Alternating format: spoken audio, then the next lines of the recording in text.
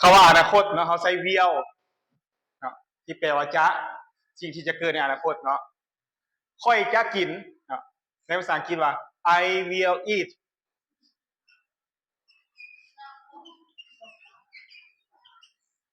ค่อยจะดื่ม I will drink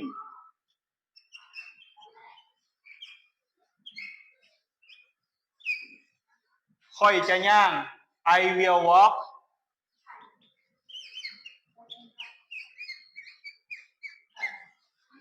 ค่อยจะเล่น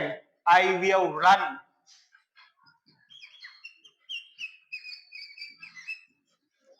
ค่อยจะเรียน I will study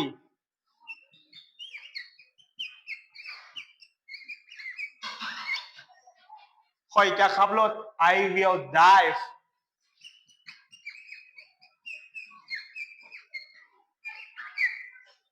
ค่อยจะฟัง I will listen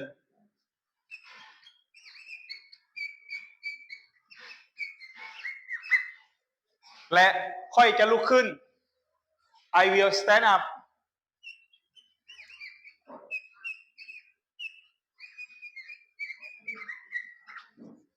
ถ้ามักวิดีโอนี้กดไลค์ให้แน่ Thank you